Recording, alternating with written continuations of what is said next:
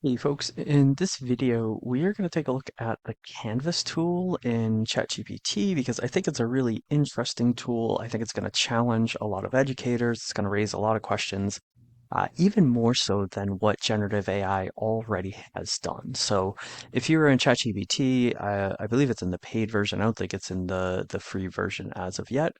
But up here where you see ChatGPT and you can select one of its different models, you can directly go to Canvas. You can call it in as well, but I typically like to just make it very clear that's what I'm working with. Uh, and so you can put in a prompt, and let me copy and paste one in right here.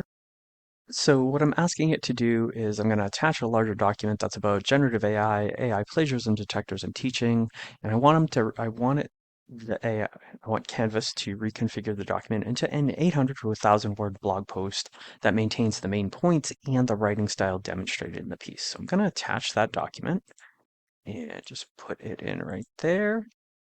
And so what I'm doing is this is a much larger piece. It's probably about single spaced. It's probably like 10 to 12 pages. It's actually three larger posts that I wrote on my Substack. All right.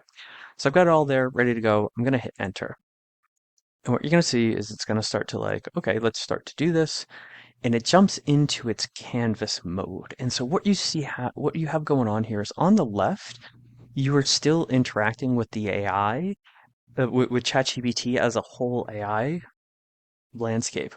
But on the right, you're now in a space where you can actually do different things that you couldn't do before. So you actually can go in and actually do a little line editing. So I'm just going to go in and say, nope, I don't like this sentence, so I am just going to eliminate it. Right? So you have line editing, and you didn't have that before. The other thing you can do is you can highlight particular paragraphs and you can actually do a little bit of formatting, right? You can italicize it, change the case, all of that. You could also jump in and say, rewrite, rewrite this in pirate talk and just hit enter. And now it's going to rewrite this section in pirate talk. So now we have, ahoy, educators, be facing a new and nuanced challenge, right? So you can go in and actually do a little bit more direct editing than you might have otherwise. You can also, again, just click on that little plus sign for it to do certain things. But then you've got this little feature down in the corner here, and this is where it starts to get really interesting. So you have the length, adjust the length. So when you click on it, it gives you this little bar that you can kind of move it down to make it shorter or move it up to make it longer. And so you move it up and you click, and then all of a sudden it's going to start rewriting itself. And so now it's going further, adding more lines, right? And it'll just keep going along those, extending it as you had indicated. So that's an interesting feature if you want to adjust the length, the size, how verbose or less so one might want to be. And, it continues to, on the left-hand side, update about what the things are. I've expanded your text by 75%, adding more depth to the key themes, etc. Again, you can come back here and you can choose even the reading level. So I can click on the reading level and I can keep it at the current reading level. I can move it down to kindergarten. I can move it up to graduate school. So if I move it down to kindergarten, it will be curious if it continues to stay as long. Of course, it looks like it isn't. It looks like it's getting shorter. And the language has changed, right? So we can see it is trying to use different language. It's trying to make it, more concise, more simple. Again, over here on the left, it's telling us how it's done that. But I could come back and say, actually, no, I want that reading level to be graduate school, whatever it means by that, right? Because of course, what it means is, or how it comes to that definition, has its own level of concerns about where it's drawing upon that, right? The contemporary educational landscape presents a sophisticated challenge, the growing use of generative AI, right? So I would say we want to be, all of this we want to be skeptical of, but I do think there's some interesting things to help folks think about their writing in a different way. So there are those two. You can also add emojis. Now, I find when I do this, it actually goes a little bit overboard.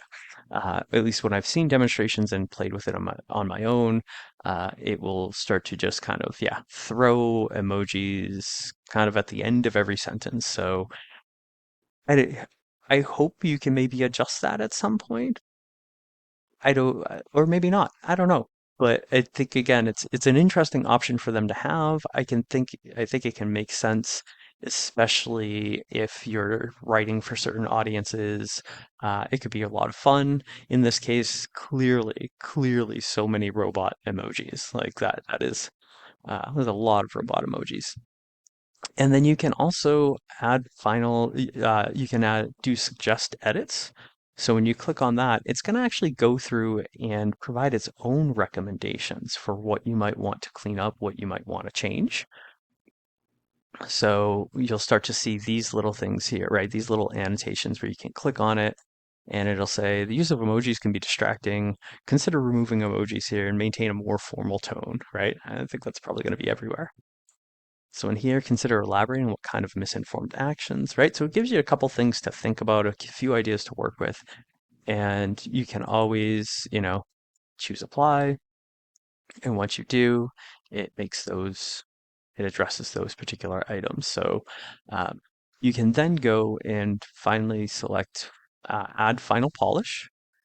And that's going to just do like one more run through. And again, if you're ever wondering what's going on here on the left hand side, you'll get the updates of what it is doing and what changes it is making. And then once again, you'll be able to go in and line edit, right? You'll be able to change or take out whatever you want before you bring it over to somewhere else. So it's a really interesting tool. I think it offers a lot. I think it also within that is going to raise some concerns. I'll just also note up here, you also have version control. So you can like go to a previous version, you can show changes, right? So it'll also show you like, oh, here's the changes it just made. Um, so, we're seeing this as more of that like, really co-pilot writer, co-author or co-creator, which people are going to be concerned and challenged about, but this tool is here, and I think it's worth also wondering where might this be really helpful? Where could this be really useful for students, for writers, for just people in general? So hope this is helpful. Hope it gives you some insights, and I'll be curious what your uses of it are. Thanks.